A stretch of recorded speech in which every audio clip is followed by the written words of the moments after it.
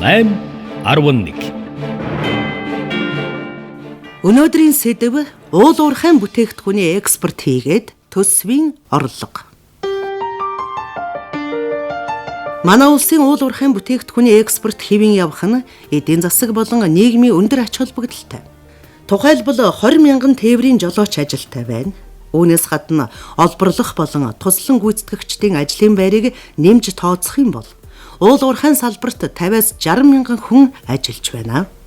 Цаашлаад жилд дунджаар улсын төсөвт 3-4 их 80 төгрөгийн орлогыг төвлөрүүлдэг. Тиймээс уул уурхайн бүтээгдэхүүний экспортыг нэмэгдүүлэх, хэвэн явуулахад гол анхаарлаа хандуулах нь зүйн хэрэг.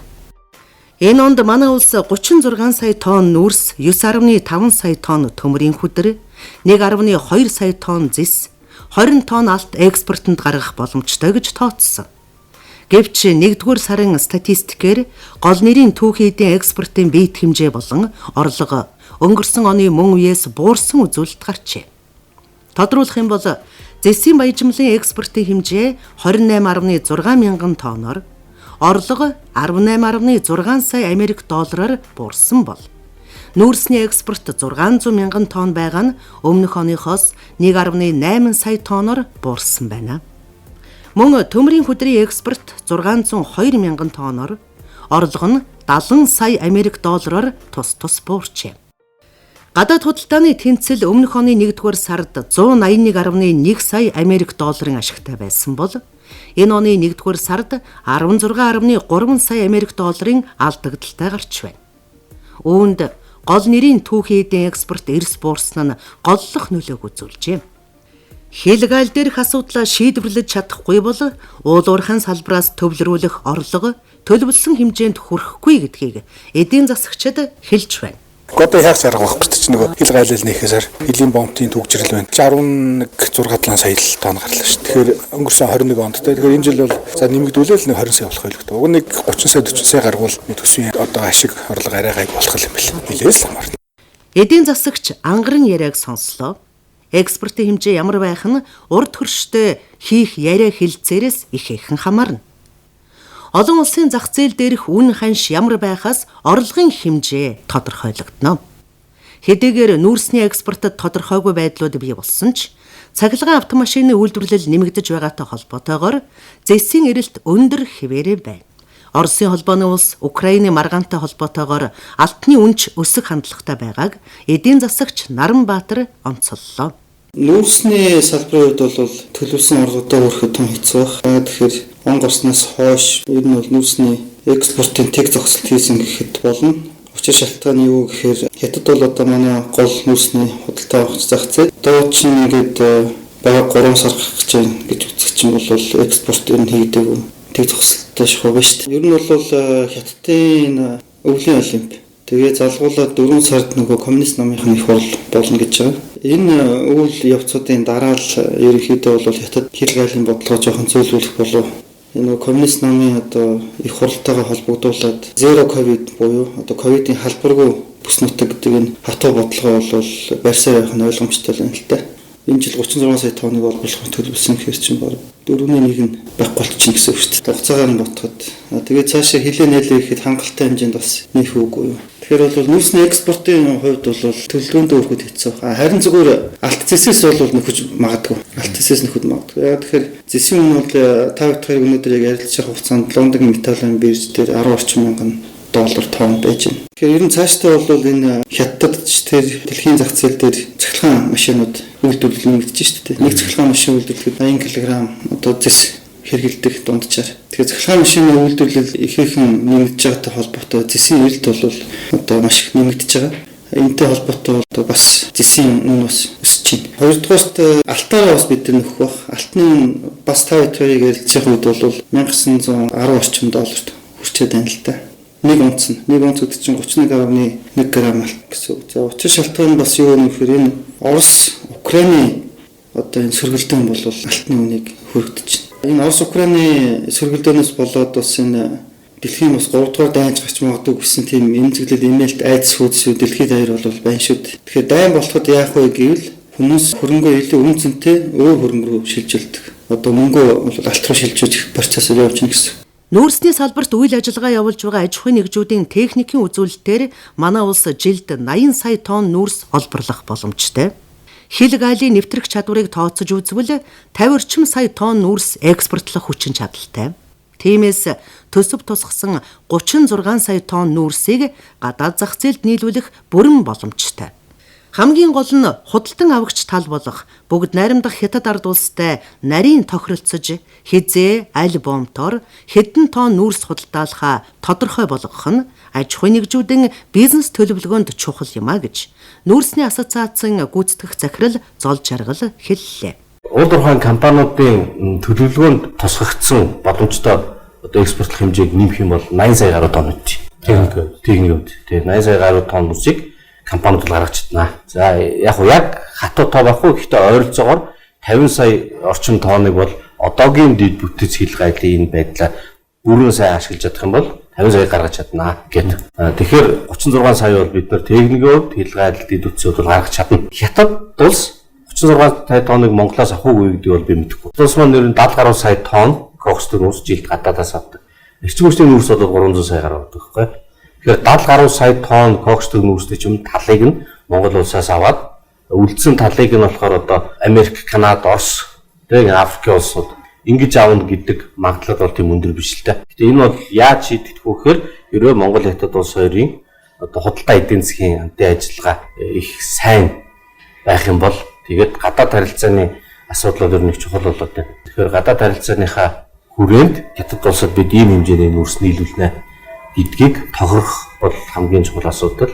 Хэрвээ тэрийг тохирчдгийм бол одоо аль бомтоор хичнээн хэмжээний юм нийлүүлэх үү, ямар удирлуудаар ажиллах уу гэхлээр нөгөө аж ахуйн нэгжүүд нь үйл ажиллагаа төлөвлөхөд хэрэгтэй, хил дээр нөгөө шавлдаж буж гинж хэцүү байдал болдог. Тэндээ ч хэрэгтэй. Тэгээд дэд үт сөрөнгө оруулалтаа ч гэсэндээ хизээ хааш нь зам тавьж байгаа юу гэдэг илүү тодорхой болно. Уул уурхайн бүтээгдэхүүний дотор нүүрсний экспорт маш чухал. Нүүрсний экспортын дийлэнх хувийг Эрдэнэс 5 толгой компани гаргадаг. Тус компани энэ онд 12 сая тонн нүүрс гаргах тооцоотой ажиллаж байна. Ингэхдээ уртын тээврийг төмөр замаар хийх туршилтаар хийн гэдгийг гүйцэтгэх захирал Ганхуйг онцоллоо. Экспорт борлуулалт хоёроо шууд холбоотой нэг талаас мөн гэхдээ дэлхийн нийтэд бол энэ хүний шууд харилцаа контактаас хамааралгүйгээр бизнесийн олон платформуудыг хэрэгжүүлж эхэлж байна. Энэ дотор одоо future agreement мөн гэрэнүүд ч явагдаж байна. Өөрөлд бизнесийн олон талын аргачлалууд, олон одоо хэлбэрүүд хэрэгжээд явж байгаагийн үр дүнд за мөн 2 жилийн эрсдлийн үеийн бизнес төлөвлөгөө бид баталж ажилласан. За энэ ч энэ улсын онцгой комисс болон бусад үйл ажиллагаатай уялдаатайгаар явагдсан энэ төлөвлөгөөнийхөө одоо амжилттай биелсэн гэж үзсэн. Өөрөөр хэлбэл 2021 оны одоо борлуулалтын орлогоо бол бид давуулан биелүүлж чадсан. За 21 оны хувьд бол бид төслүүдэд 100% санхүүжүүлэх үйлдэлээс бол 87.4% санхүүжилтийг хийсэн. Тэгэхээр энэ бол бас амжилттай санхүүжилтийг үргээ биелүүлсэн. Тэвч учраас энэ 22 онд Зүүн Баян төмөр зам, 5 толгой хашин сугаа төмөр зам хэвийн үйл ажиллагаанд оролцож туршилтын болон үндсэн төвлөрөлт эхлэхэд бэлэн болсон ийм давуу байдалтайгаар энэ 21 оныг одоо эрсдлийн бизнес төлөвлөгөө гэж ярьсан. За энэ төлөвлөгөө маань энэ 2021 оны 12 сарын 28-нд бол баталсан байгаа дахиж 22 оныхыг. За энэ төлөвлөгөөр бол ер нь 4-р сарын 1-ээс экспортын үйл ажиллагаа хэвийн түвшин рүү шилжих магадлалтай гэж эдийн засгийн хувьд бол одоо эрсдлээ тооцсон. Уртын тээврийг төмөр замаар хийж эхлэн гээд экспортын хэмжээ нэмэгдэнэ гэж ойлгож болохгүй. Учир нь төмөр замын хилийн уулзах цэгээ энэ сард өмнөд хөрштэй тохирсон. Одоо бүтээн байгуулалтын ажлууд эхэлнэ. Тэгэхээр энэ онд бид өөрсдийн барьж угсарсан төмөр замаар тээвэр хийж, хилийн наан аваачих ажил хийнэ. Харин уртын тээвэрт зарцуулж байсан зардлын хэмжээ буурна. Өнгөрсөн онд экспортын биет хэмжээ өмнөх оноос буурсан ч түүхийн эдийн үнийн өсөлттэй холбоотойгоор уул уурхайн салбараас 4.1 их 80 төгрөгийн орлого төвлөрүүлсэн. Энэ онд төсөвт 4.3 их 80-ийн орлого төвлөрүүлэхээр тооцсон. Уг төлөвлөгөөг биелүүлэх боломжтойг салбарын яамнаас мэдэгдэж байна. Уул уурхай хүнд үйлдвэрийн сайд Ёндон.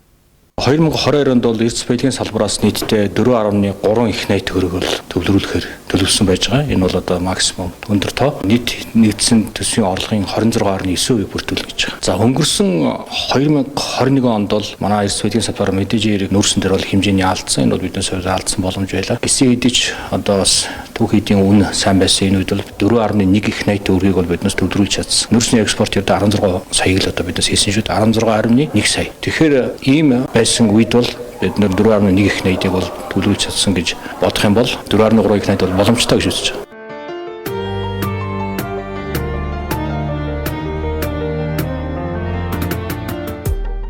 Энэ онд оюу толгойн гүний уурхайгаас олборлт хийж эхэлсэн юм. Цар тахлын нөхцөл байдал олон улсын түвшинд дээрдэж байгаа нь эдийн засгийн идэвхийг улам нэмэгдүүлнэ. Түүхийн эдийн эрэлт нэмэгдэнэ. Энэ нь манай улсын экспортод эерэг нөлөө үзүүлнэ гэж салбарын яамнаас мэдэгдэж байна. Уул уурхай эрдэс баялагын тээвэр худалдаа нь геополитик, улс төрийн харилцаанаас ихээхэн хамаардаг болсон. Олон улсын тавцанд хятадын эсрэг бодлого шийдвэрийг дэмжиж байгаа улс орнуудтай арилжаа хийхээс өмнөд хөрш эрс татгалзаж эхэлсэн. Тухайлбал нүүрсний гол нийлүүлэгч Австрали улсаас авах хэмжээгээ үлэмж хэмжээгээр бууруулсан. Энэ байдлаас үзэхэд дээд түвшний яриа хэлцээрийг амжилттай хийж, улс төрийн хувьд тогтвортой харилцаатай байх нь нүүрсний худалдаанд чухал нөлөө үзүүлэхийг судлаачид сануулж байна. Шинжлэх ухааны академийн олон улс судлалын хүрээлэнгийн эрдэм шинжилгээний ажилтан Шүрхүү.